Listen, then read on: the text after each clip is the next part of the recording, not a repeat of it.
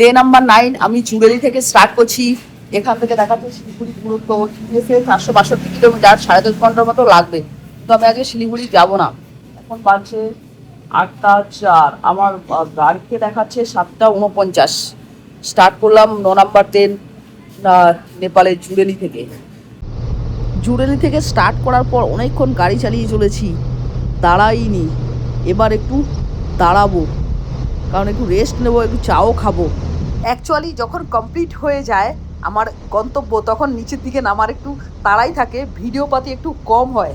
তাই 9 নাম্বার দিন নিচের দিকে নামছি, আমার ভিডিও একটু কমই হয়েছে করা। কোশিরি পাড়, এটা নেপালের নদী কোশিরি পাড়ার উপরে গাড়ি রয়েছে। এখানে মাছ ধরছে।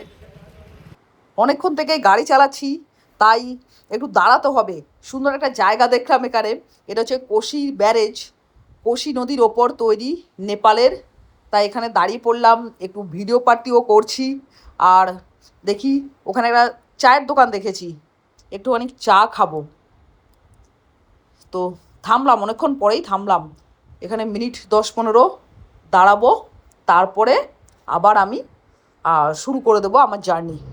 আমার নেপাল সোলো রোড ট্রিপের 9 নাম্বার দিন জুড়েলি থেকে যাত্রা শুরু করে কোশি ব্যারেজের ওপরে কিছুক্ষণ বিরতি নিয়ে 1 কাপ চা খেয়ে আমি আবার চলতে শুরু করলাম।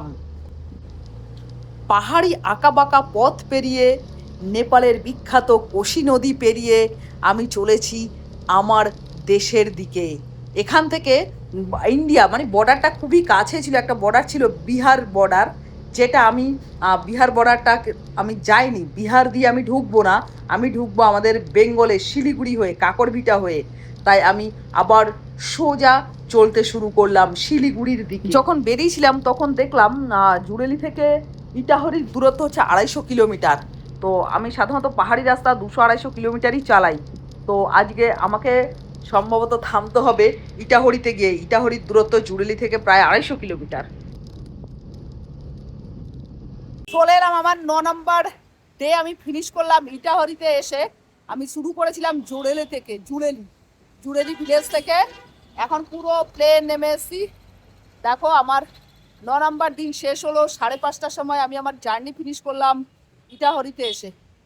এবার ব্যাগ লাগেজ সব বের করি। রুমটা আমার ভালোই হয়েছে।